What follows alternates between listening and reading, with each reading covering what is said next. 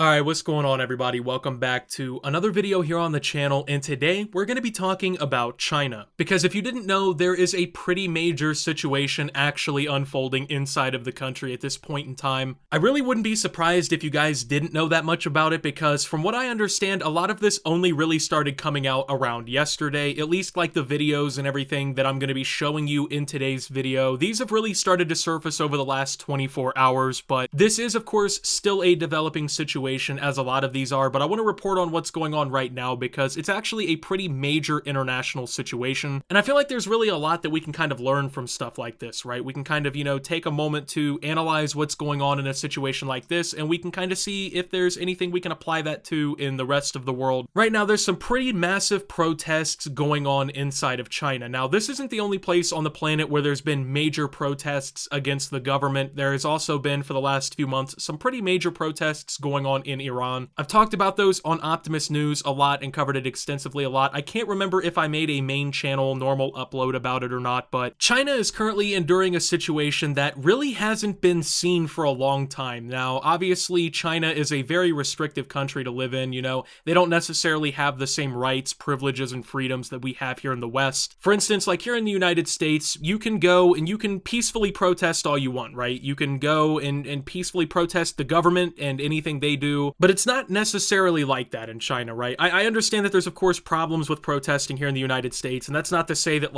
everyone who protests gets away with it or whatever, but in China, there's not really a protest culture, it's not like here in the United States where people feel like, oh, something's going on I don't like, right? Let's go protest about it. Protesting against the government in China actually can reap very horrible consequences for you, to the point that it doesn't even really compare to life here in the United States, right? But people by the thousands have taken to the streets to start protesting over a situation that's been unfolding. So if you haven't heard, China is actually really struggling with the COVID-19 virus right now.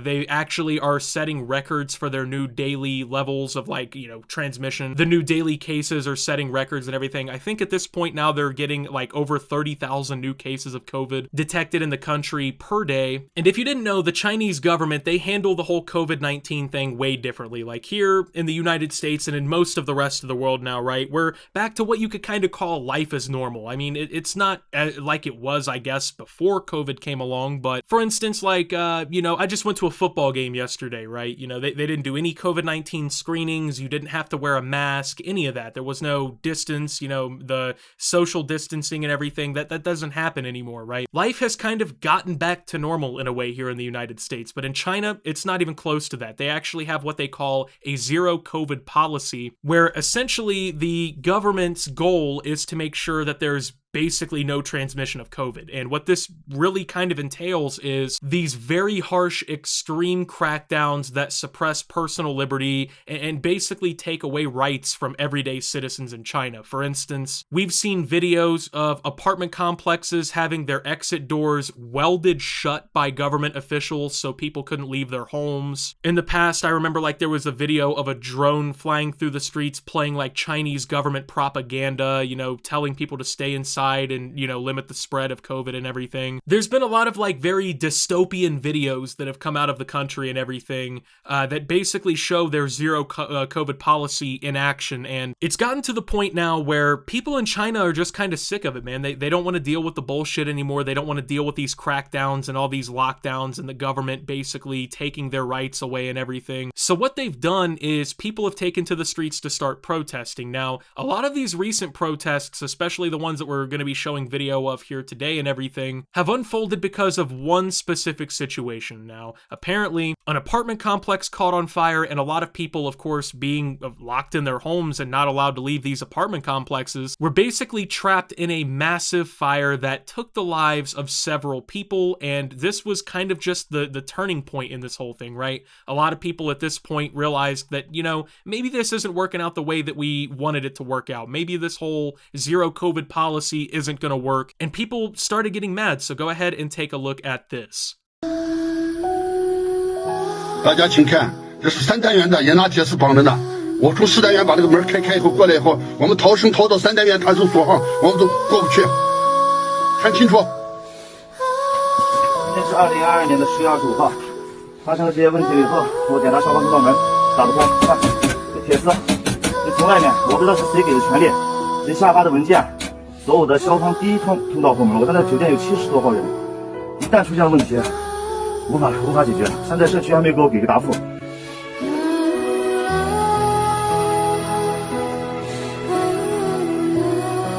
So, as you can see, a fire started pretty high up in the high-rise here, and given the fact that people are not allowed to leave their homes, and, you know, the government has been cracking down heavily, people really could not escape the building before it turned tragic, before people lost their lives. And, of course, this really riled people up, because in reality, this kind of comes back on the government. You know, they locked all these people in their homes, they're not allowed to leave or go anywhere or do anything, and the next thing you know, a big fire comes along and kills a bunch of people, right? So people started to see that there was a problem, and it's led to pretty massive protests. This is apparently happening in the Xinjiang province, and now protests have spread to many major cities throughout China. And some of the footage that's been coming out of this whole thing has actually been quite insane. I mean, the footage, it's kind of scary. Like, if you're a government official having to work through this in China right now, I really feel bad for you, because you're basically the enemy of these people right now. I mean, take a look at this right here. This is apparently happening at, I believe, a Foxconn factory, which is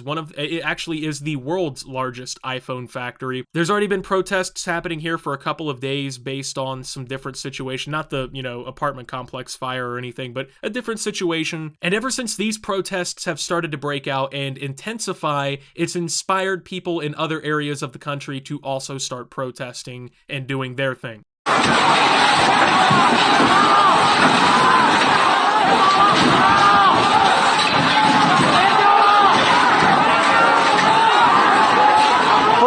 风了，我的尿。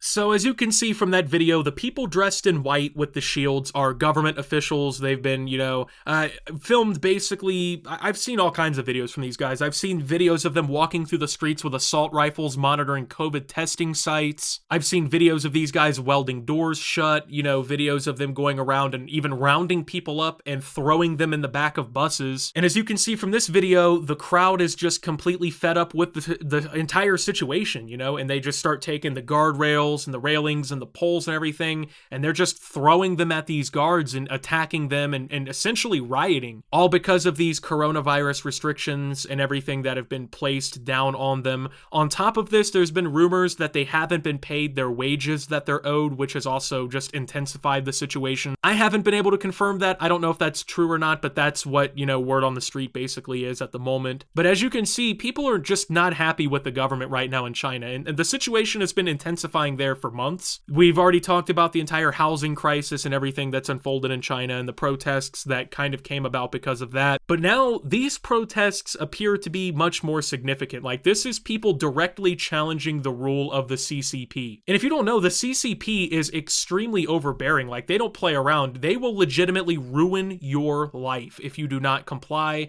You know, if you basically seek out realistically basic human rights, you become like a mortal enemy of the state in China. Like, these people don't play around, you know? And then now, you know, people are standing up against them, and it takes so much courage, and I don't think people realize how much courage it takes, especially when you live in what's essentially an oppressive regime like the CCP is, or even in like Iran. The Iranian regime is nothing to mess around with. Like, they'll legitimately kill you if you go against their will. But we've seen so many shining examples of people all across the world over these last few months in these oppressive regimes kind of standing up against the government and fighting for what they believe is right. And honestly, it's very awesome to see, because like me, you know, COVID is a serious thing. It especially was much more serious here in the United States a few years ago and everything. Like I said, we've kind of returned to life as normal, but like, what people don't realize in China is like the government restrictions and oppression go so far that footage of the World Cup was actually blurred so that like Chinese citizens couldn't see all of the people in the stands because none of them are wearing masks. And keep in mind, the World Cup is being hosted in Qatar, which is in the Middle East. And even there, like, there's no restrictions or anything. People can basically walk around with life as normal, kind of back to being in the forefront of everything, right? And that's just not the case in China. And people, it seems like, are just completely fucking sick of it. I mean, can you blame them? Like, if they're welding your apartment doors shut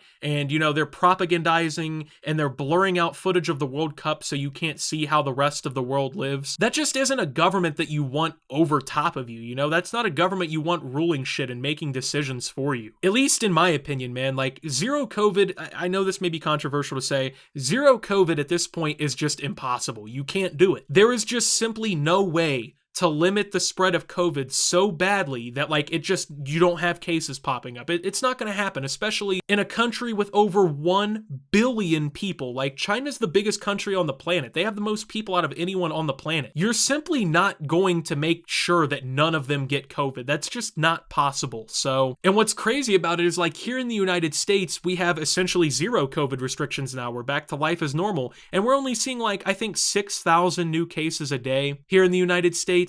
But over in China, they got these zero COVID lockdown policies and everything, and there's over 30,000 new cases a day, and they're hitting record high numbers and everything. Basically, how many years into the pandemic are we now, right? Like, basically 3. And they're still now setting records, right? Like, it's not possible to contain it to that point. It just simply isn't. And I think people in China are just starting to kind of realize that, man. So with that being said, thank you guys for watching. If you did enjoy, make sure to leave a like. Subscribe if you're brand new around here on the channel. Follow me over on Twitter and Twitch at @SubToOptimus. Make sure to check out Shoptimus down below. And until my next video, guys, this is Optimus, well, talking about the China protests and signing out.